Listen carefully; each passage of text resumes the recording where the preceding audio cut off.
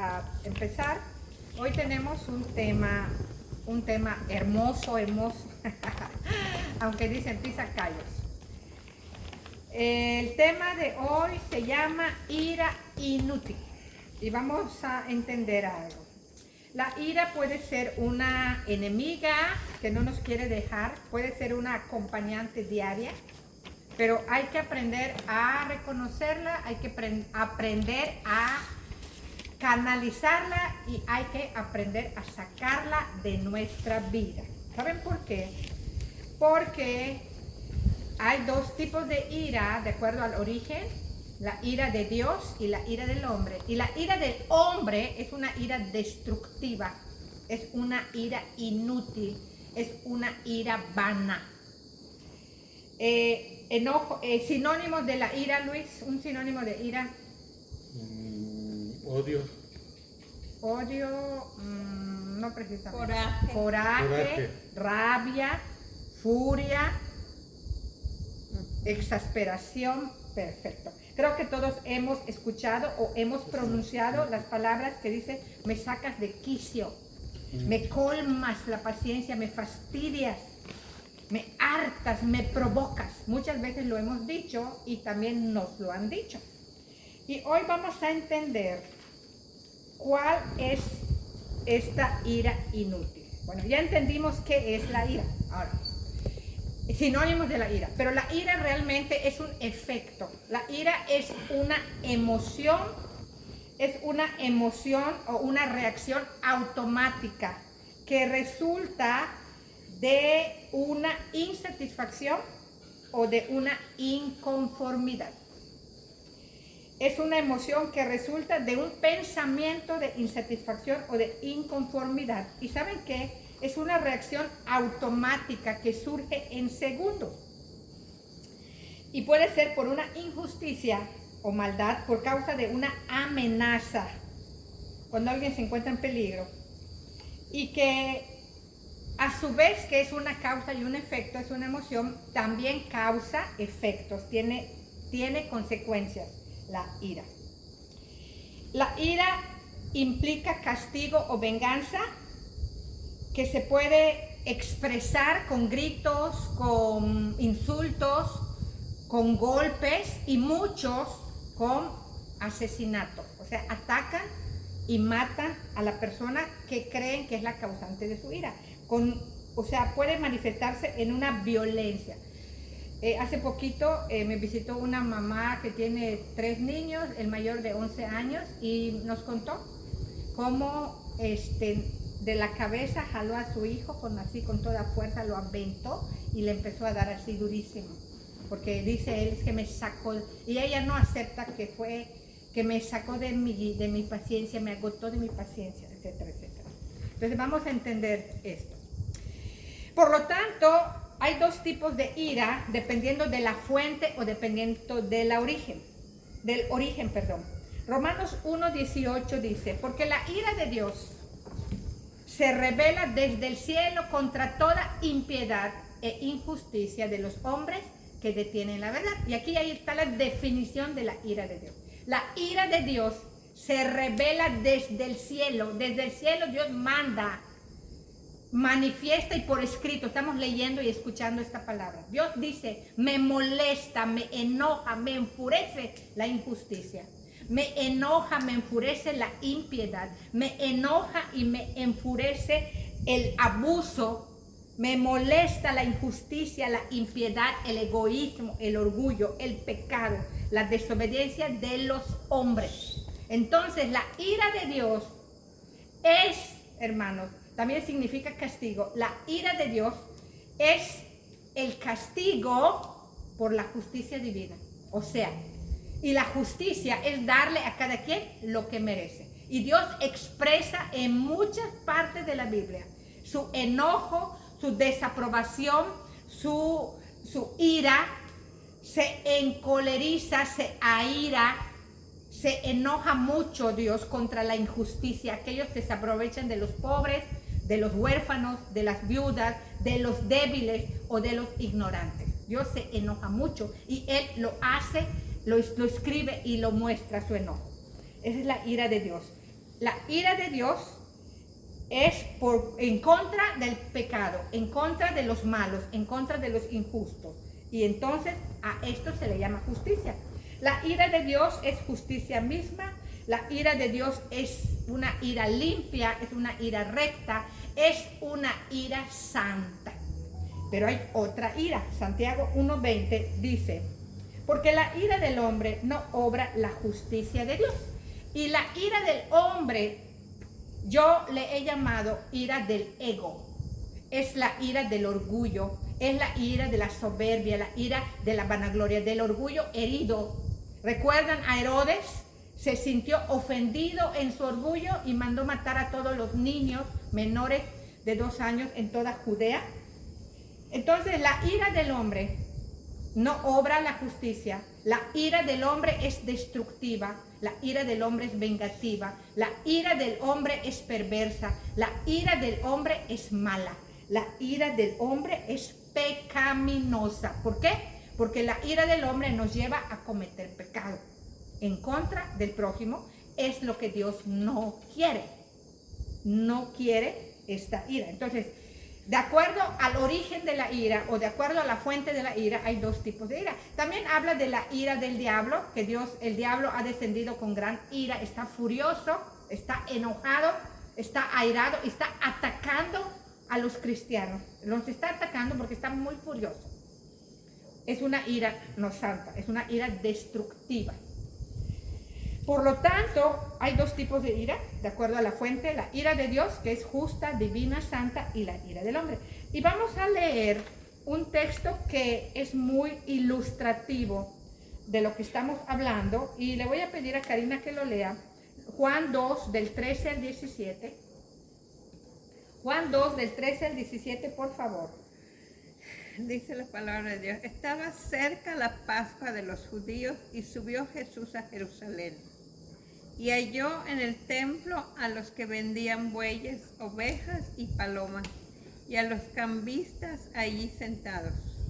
Y haciendo un azote de cuerdas, echó fuera del templo a todos, y las ovejas y los bueyes, y esparció las monedas de los cambistas, y volcó las mesas. Y dijo a los que vendían palomas, quitad de aquí esto y no hagáis de la casa de mi padre casa de mercado. Entonces se acordaron sus discípulos que está escrito, el celo de tu casa me consume. Amén. Miren, este es un texto ilustrativo de la ira santa, de la ira justa, de la ira divina, de la ira buena, de la ira de Dios. Una ilustración perfecta. Para entenderlo tenemos que ir a la historia y tenemos que saber el contexto. Miren, Jesús iba a entrar al templo, estaba antes de la Pascua. Sabemos que la Pascua es una fiesta judía grande, y resulta que al entrar al atrio se encuentra un mercado, venta de animales, dinero, cambistas. Pero hay que entender una cosa. Todos han leído, creo que, el Antiguo Testamento y saben que el templo estaba formado por el atrio, el lugar santo y el lugar santísimo. El atrio era un lugar grande y amplio, exterior al templo, al lugar santo y al lugar santísimo, y que estaba dividido este atrio en el atrio de los sacerdotes, el atrio de los hombres judíos, el atrio de las mujeres judías, y había un atrio grande, que era el atrio de los gentiles. Y esto es importante, hermanos. Cuando yo estudié este tema, me enchinó la piel. Dice Isaías 56:7, Huicho, por favor, lean, escuchen esto. Isaías 56:7.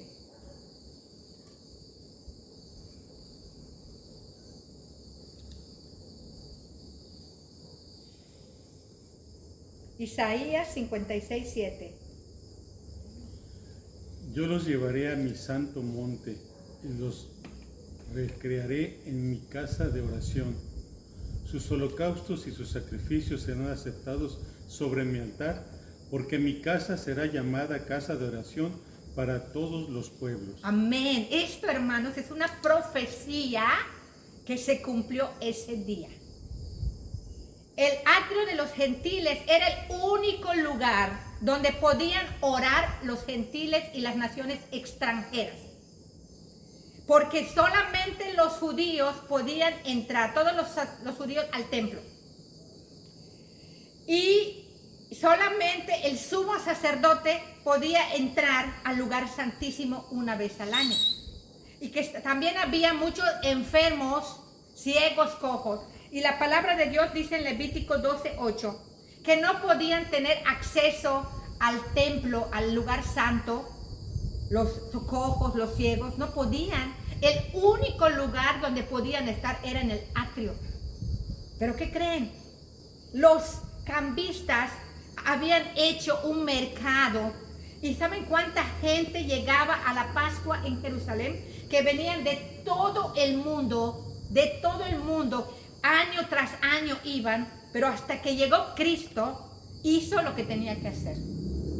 El celo de tu casa me consume. Estaba furioso Jesús porque estaban invadiendo el espacio de los gentiles. Gente que venía de diferentes lugares a pie, caminando, y no podían porque estaban ahí vendiendo, cambiando dinero. Habían ocupado el espacio. Por falta de tiempo no podemos leer todos los versículos, pero el profeta Jeremías dice cueva de ladrones. ¿Saben por qué? Porque le robaban a los mismos judíos, porque les decían que estaban defectuosos sus animales, se los quitaban y les daban otros a mayor precio. Y como cambiaban monedas también, les cobraban más, les agarraban sus monedas a menor precio, se aprovechaban y abusaban. Era verdaderamente un mercado corrupto. Pero ahí no quedaba. Lo peor que estaban haciendo era que le estaban robando a los gentiles su adoración, la oportunidad de hablar con Dios y de orar. Por eso leímos Isaías 56:7, que dijo que Él va a traer a los extranjeros al templo y que les va a dar acceso al templo y que van a poder orar en el templo. Porque años atrás, no había nadie que impidiera a estos mercaderes, a estos ladrones que hicieran comercio, porque ellos despreciaban a los gentiles y usaron ese espacio. Jesús llega al atrio de los gentiles y ve el mercado y se pone a tirar las mesas, y dice la palabra que leímos, hizo un azote. ¿Qué quiere decir? Que no fue una ira, ay, es que no se dominó, no sé nada que ver. Él planeó cómo le voy a hacer, y con toda la autoridad, con ese azote, entró y sacó a los animales y a todos, limpió el atrio. ¿Entendemos? No fue por un motivo egoísta, no fue por vanagloria, no fue por orgullo herido, sino era para limpiar el acceso. Y saben que lo hermoso después pasó. Por falta de tiempo no vamos a leer los textos, porque dice aquí, no lo vamos a buscar. En Marcos 11, del 15 al 17, dice: ¿acaso no está escrito que la casa de oración, la casa de mis padres, casa de oración para todas las naciones? El único lugar para que puedan ir los extranjeros era el atrio de los gentiles.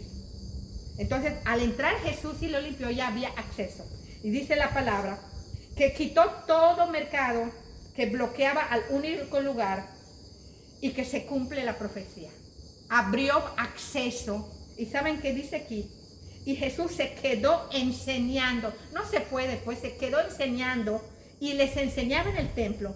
Y dice Mateo 21:12, y vinieron a él al templo los ciegos, los cojos, y los sanó a todos.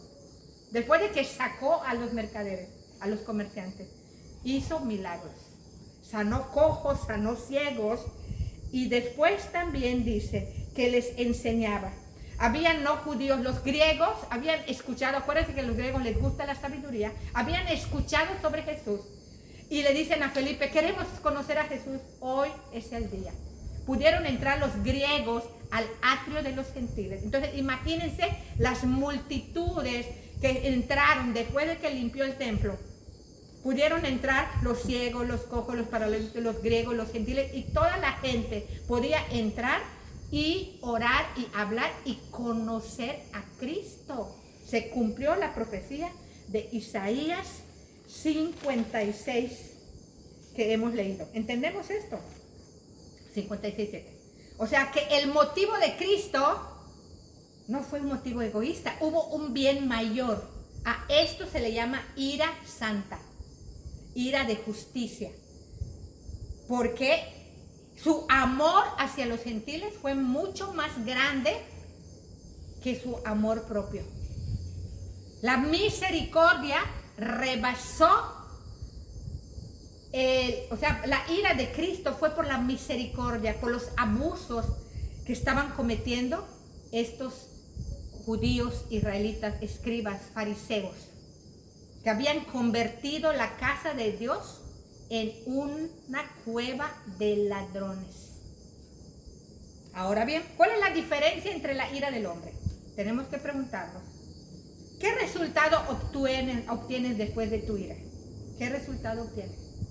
Cuando la ira del hombre no obra la justicia, la ira del hombre es destructiva, la ira del hombre aniquila, la ira del hombre no es justa.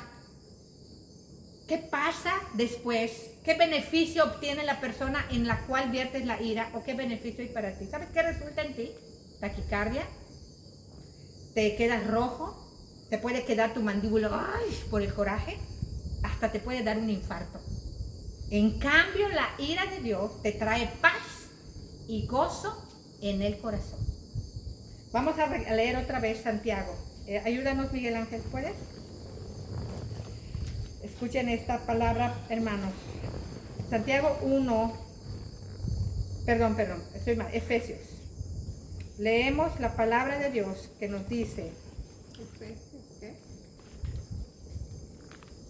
¿Es Efesios? Efesios 4, 26 y 27. Efesios 4, 26 y 27. Ya lo encontré. Efesios 4, 26 y 27.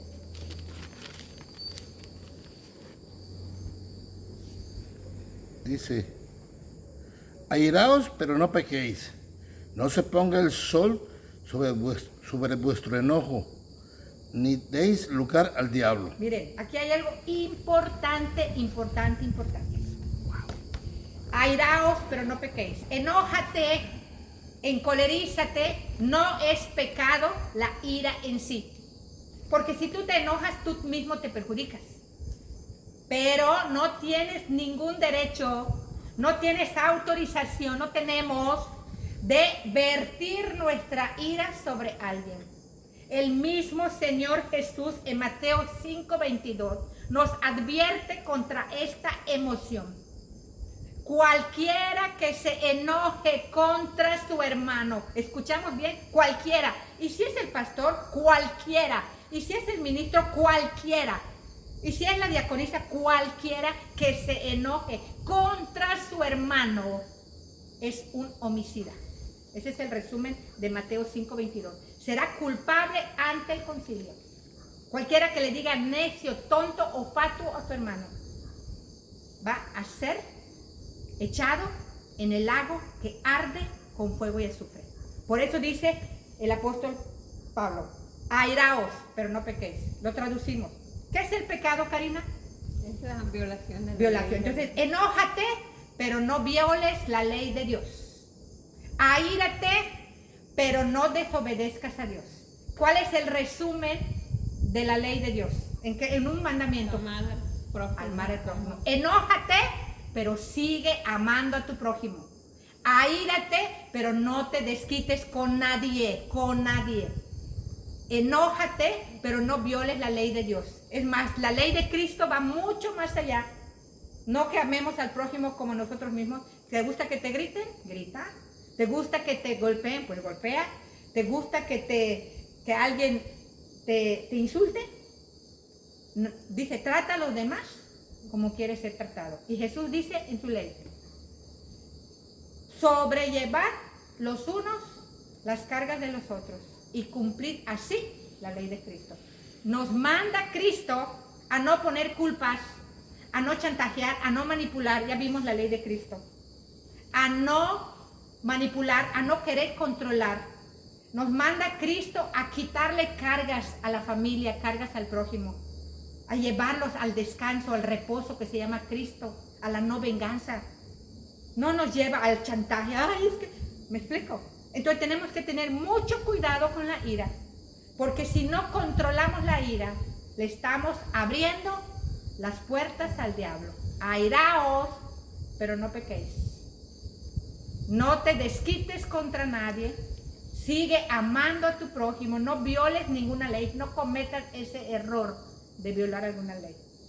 Y no se ponga el sol sobre tu enojo. No te quedes en la ira. Apenas la detectes, salte de ahí. ¿Cómo salir de la ira? Tenemos al Dios Altísimo. Señor, estoy enojado, estoy furioso por esto. Me parece injusto esto. Como Él nos ha dicho, no se desquiten, no os venguéis, sino den lugar a la ira de Dios. O sea, tu ira, dásela a Dios y deja que Él obre. Dale lugar a la ira de Dios. Entonces, Señor, estoy muy molesto, no puedo controlar esta furia, me molesta esta injusticia. A ti te lo dejo, Señor, y descansa en Él. Si a pesar de que has orado, no se te quita la ira, háblale a alguien de tu confianza, háblale a la persona y te aseguro, porque la palabra lo dice, que nos vamos a ayudar y vas a sentirte. Y hay otras técnicas como bañarte con agua fría, como correr, como gritar, como brincar. Yo me encierro, él lo sabe mi esposo, cuando tengo mucha frustración, me encierro a llorar y a gritar sin dañar a nadie. Y luego analizo esto que estoy sintiendo, me pone en mi lugar, no soy Dios, no puedo cambiar a nadie. Y algo que debemos entender. Es una ira inútil la ira humana. Porque pregúntate, ¿qué obtienes con tu ira? ¿Se resolvió el problema o se agrandó? ¿Cambiaron tus circunstancias o siguen igual? ¿Qué lograste o qué logramos con nuestra ira? Es que el tráfico en Mérida está terrible. Es que la invasión, ya llegaron muchos a vivir. Es que el calor. Grita y desaparece el calor. Gritas y te enojas y desaparece el tráfico. ¿Mejora el clima tu grito? Pregunto. ¿Y qué es lo que hacemos con el acompañamiento? Es que el calor, es que este se me atravesó. Es desagradable. ¿Conocen a alguien así? Qué incómodo es estar permanentemente con alguien que es iracundo, que es quejumbroso. ¿Qué obtienes? ¿Qué obtenemos? Lo único que obtenemos, peores circunstancias, taquicardia, empeoramos la situación, no mejora nada. ¿A quién beneficia tu ira? Porque la ira de Cristo benefició a los ciegos, a los cojos, a los gentiles, a los griegos que pudieron entrar al atrio después. Y ahí Jesús aprovechó, acuérdense que multitudes lo seguían, que no eran judíos, multitudes, judíos y no judíos. ¿Y dónde creen que los ministraba? En el templo, pero no dentro del templo, en el atrio de los gentiles. O sea, imagínense, ese día que Jesús entró al templo, ese día sacó a todos, no dejó a ninguno, limpió el templo con esa autoridad. Y aquí viene algo importante. El único que tiene el derecho, el único que tiene la autoridad, el único que puede airarse, enojarse contra cualquiera es Él. ¿Y saben por qué?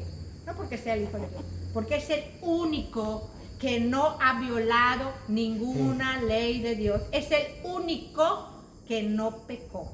El que esté sin pecado, arroje la primera piedra. Es el único que nunca pecó. ¿Hay diferencia entre la ira santa y la ira humana?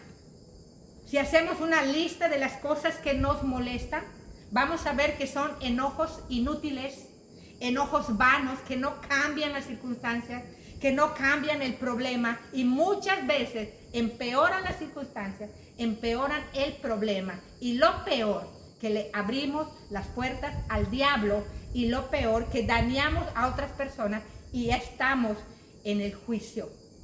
Porque cualquiera que se enoje contra alguien Podemos aprender mucho de este tema, hermanos, muchísimo, muchísimo. Porque si hacemos la lista de las cosas que nos enojan, vamos a descubrir que todos son por egoísmo, por vanagloria, por orgullo. Porque de mí nadie se burla. Me van a conocer. Es el colmo. Yo le doy y no me da. Es que ¿por qué no entiende? Es un tonto. No sé si entendemos esto. Es por egoísmo. Porque muchos no soportan que los contradigan. Muchos no soportan que los corrijan. Muchos no soportan que les digan, que les nieguen algo. Pide un favor y te dicen que no y te enojan. ¿Y por qué? O no soportan que los otros no sean como yo. Deberían ser así. Y nos damos cuenta que nos molestan muchas cosas. Y cuidado con hacer de la ira una forma de ser. Cuidado. Porque seríamos piedra de tropiezo para aquellos que no conocen a Cristo. Porque nosotros nos llamamos cristianos. Es importante, apreciados hermanos, que sepamos diferenciar. Jesús no cometió ningún abuso, ningún hurto, ningún robo, ninguna injusticia, nunca hizo mentir, dijo mentira. Y este día de su ira, que fue el cumplimiento de la limpieza para permitir el acceso a esa gente que tenía hambre.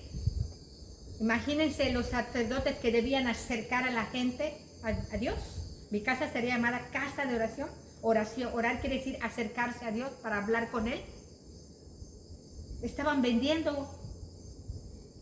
Y que independientemente de quiénes eran, Jesús, con su autoridad, hizo lo que tenía que hacer.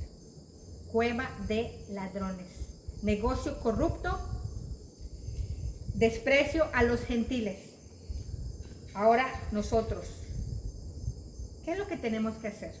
Hay dos tipos de ira, resumimos. La ira de Dios, ira santa, que es amor por Dios y amor por el prójimo. La ira del hombre es amor a uno mismo. Entonces, Cristo nos quiere llevar a un nivel, wow, alto. Un nuevo mandamiento os doy, que os améis como yo os he amado, entregarse todo. ¿Es tu amor más grande que tu enojo? ¿Es tu amor a Dios más grande que tu ofensa? ¿Es tu indignación mayor que el amor a Dios? ¿Que el amor al prójimo? ¿Cuál es la causa de tu enojo? ¿Cuál es la causa de tu ira? ¿Cuál es la causa de tu ofensa? Es útil preguntarse, hermanos. Si tú te enojas mucho, adelante, enójate, pero no peques. No te desquites con nadie, no violes ninguna ley de Dios, sigue amando. Busca una manera de vaciar tu ira. Pega tu cabeza en la pared.